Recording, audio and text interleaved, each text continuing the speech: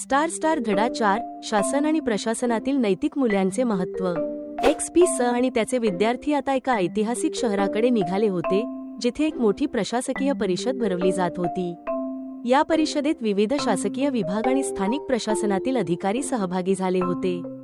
XP स ने ही संधी उपयुक्त मानली आणि आपल्या विद्यार्थ्यांना नैतिक मूल्यांच्या महत्त्वावर चर्चा करण्यासाठी प्रोत्साहित केले। परिषदेच्या सुरुवातीला XP स यांनी एक सादरीकरण दिले, ज्यामध्ये त्यांनी प्रश्न उपस्थित केला, शासन आणि प्रशासनामध्ये नैतिक मूल्यांचे महत्त्व काय आहे?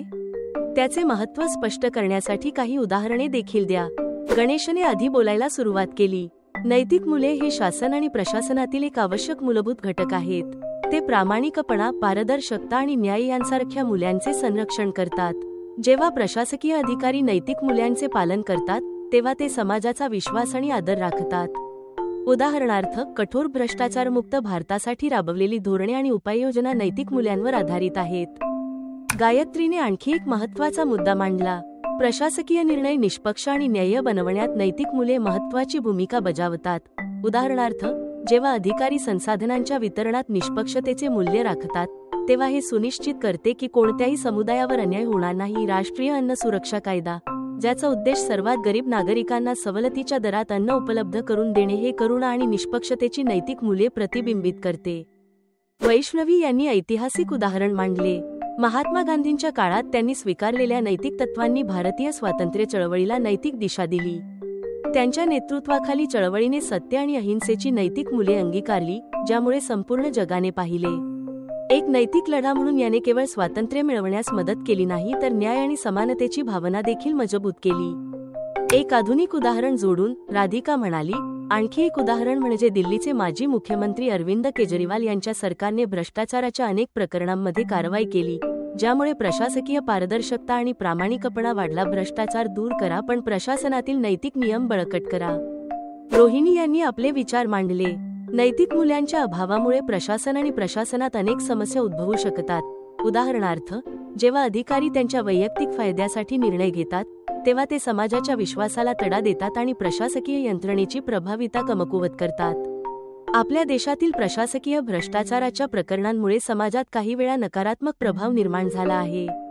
पूर्वाने दुसरा दृष्टिकोन मांडला। जबाबदारीची संस्कृती निर्माण करण्यासाठी प्रशासनातील नैतिक मूल्ये आवश्यक आहेत। उदाहरणार्थ, भारतात माहितीचा अधिकार कायदा नागरिकांना सरकारकडून माहिती मिळविण्याचा अधिकार देतो, ज्यामुळे पारदर्शकता आणि जबाबदारीला प्रोत्साहन मिळते।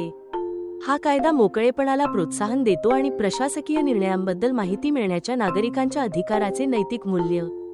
श्वेता तांत्रिक दृष्टिकोनातून बोलली। शासनातील नैतिक मूल्यांशिवाय तांत्रिक प्रगती आणि नवकल्पना देखील योग्य दिशेने जाऊ शकत नाहीत। उदाहरणार्थ, जेव्हा सरकारे तांत्रिक प्रकल्पांची अंमलबजावणी करतात, तेव्हा नैतिक मानदंड हे सुनिश्चित करतात की हे प्रकल्प केवळ तांत्रिक सुधारणांसाठी आहेत। समाजाचा सुप्रिया यांनी सामाजिक प्रभावाविषयी सांगितले। जेव्हा शासनात नैतिक मूल्ये अंमलात आणली जातात, तेव्हा त्यातून समाजात सकारात्मक बदल घडतात। उदाहरणार्थ, जननी सुरक्षा योजनेसारख्या महिला सक्षमीकरणासाठी केलेले प्रयत्न हे दाखवतात की नैतिक मूल्ये समाजाच्या कल्याणासाठी महत्त्वाची आहेत। समाजातील दुर्बल घटकांसाठी ते कसे लागू केले जाऊ शकते? पूजा सांगता झाली। शासन आणि प्रशासनामध्ये नैतिक मूल्ये मूलभूत भूमिका बजावतात। ते निर्णय पारदर्शक, निष्पक्ष आणि न्याय्य असल्याची खात्री करतात। जेव्हा प्रशासन नैतिक मूल्यांचे पालन करते, तेव्हा ते समाजात विश्वास आणि समाधान वाढवते।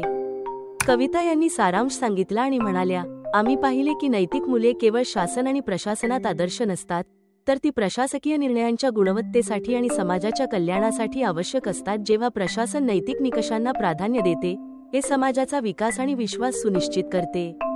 XP स यांनी विद्यार्थ्यांच्या विचारांचे कौतुक केले आणि ते म्हणाले, तुम्ही सर्वांनी शासन आणि प्रशासनातील नैतिक मूल्यांचे महत्त्व अतिशय चांगल्या प्रकारे समजावून सांगितले आहे।